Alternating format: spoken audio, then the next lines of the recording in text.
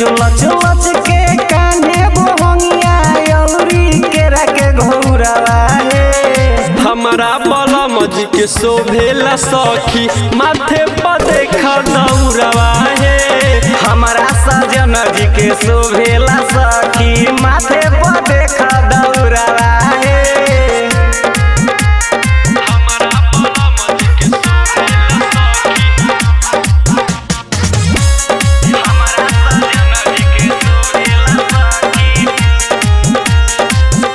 कोसिया सजल देखा बरता दियरिया।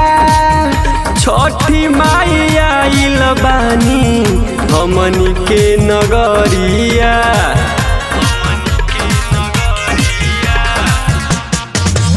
कोसिया सजल देखा बरता दियरिया।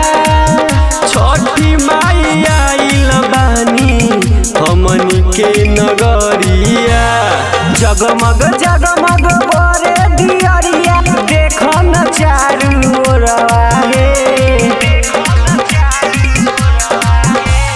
जगमग जगमग बरे दियरिया देखो न चारू ओरवा हे।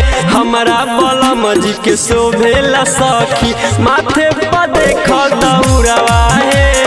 हमारा बलम जी के शोभेला सखी माथे पर देखो दौड़वा हे।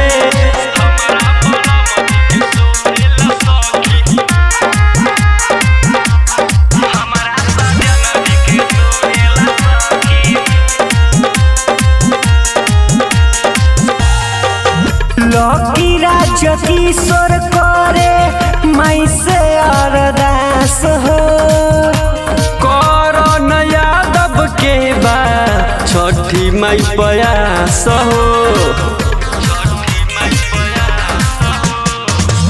लकी राज किशोर करे माई से अरदास हो। करण यादव के बा छठी माई प्रयास हो। दर्शन दी है सूरज गोसैया चलो ना नदी के ओरवा हे। दर्शन दिए सूरज गोसैया चलो न नदी के ओरवा हे। हमारा बलम जी के शोभेला सखी माथे पर देखो दौड़वा हे।